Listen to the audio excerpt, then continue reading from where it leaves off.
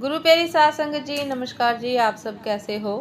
आशा करती हूँ बाबा जी के श्री चरणों में अरदास करती हूँ कि मालिक की कृपा से आप सब बहुत खुश होंगे, मौज बहार में होंगे और अवश्य ही भजन सिमरन में होंगे। साध संगत जी, मैं हाजिर हूँ आज आप सभी से एक बहुत ही खूबसूरत साखी साझा करने के लिए। उम्मीद करती हूँ ये साखी आप सभी को बहुत पसंद आएगी।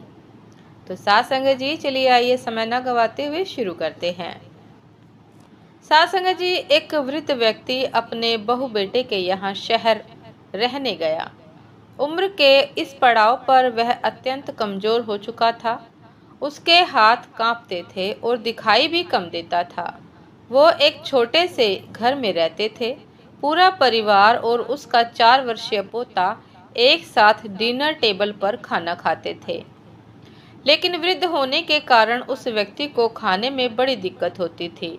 कभी मटर के दाने उसकी चम्मच से निकलकर फर्श पर बिखर जाते, तो कभी हाथ से दूध छलककर मेज पोश पर गिर जाता। बहू बेटे एक दो दिन ये सब सहन करते रहे, पर अब उन्हें अपने पिता की इस काम से चिढ़ होने लगी। हमें इनका कुछ करना पड़ेगा, लड़के ने कहा। बहू ने भी हाँ में हाँ मिलाई और बोली कि आखिर कब तक हम इसकी वजह से अपने खाने का मजाक किरकिरा करते रहेंगे और हम इस तरह चीजों का नुकसान होते हुए भी नहीं देख सकते। अगले दिन जब खाने का वक्त हुआ तो बेटे ने एक पुरानी मेजपोश को कमरे के कोने में लगा दिया। अब बूढ़े पिता को वही अकेले बैठकर अपना भोजन करना था। यहाँ तक कि उनके खाने के बर्तनों की जगह एक लकड़ी का कटोरा दे दिया गया था, ताकि अब और बर्तन न टूट फूट सके। बाकी लोग पहले की तरह ही आराम से बैठकर खाते और जब कभी कभार उस बुजुर्ग की तरफ देखते तो उनकी आंखों में आंसू दिखाई देते। यह देखकर भी बहू बेटे का मन नहीं पिघलता। वो उनकी छोटी से छोटी गलती पर ढेरों बातें सुना देते।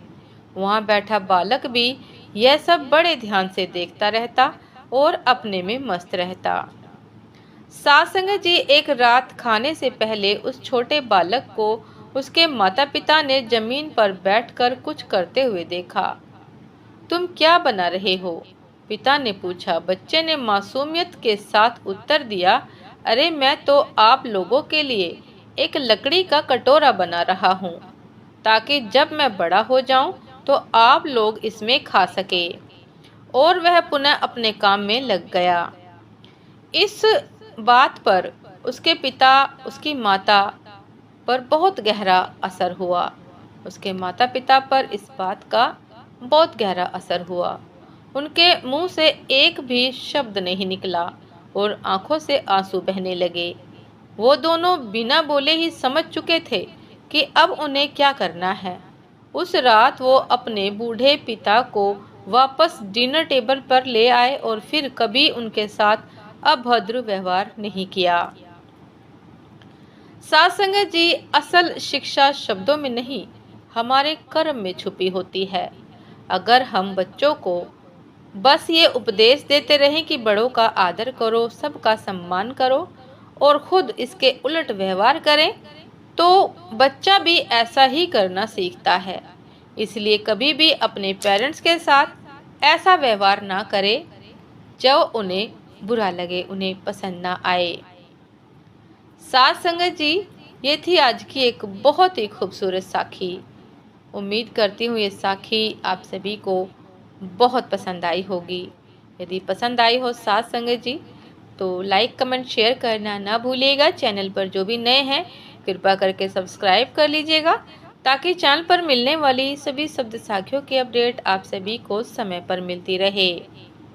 साध संगत जी, ये तो तय है कि जैसा हम कर्म करेंगे हमारे साथ वही कर्म कई गुना हमारे साथ होगा, वैसा ही हमारे साथ भी होना निश्चित है, तय है। इसीलिए साध संगत जी, ऐसा व्यवहार ना करें कि कल को आपकी संतान भी आपके लिए लकड़ी का कटोरा तैयार करने लगे। साध संगत जी, दासी को भी आज्ञा दीजिए। आपसे फिर मिलते हैं एक नए शब्द साखी के साथ, एक नए विचार के साथ, एक नई घटना के साथ। तब तक के लिए दासी को इजाज़त दीजिए। नमस्कार जी। सदा खुश रहिए, मुस्कुराते रहिए, भजन सिमरन अवश्य करते रहिए।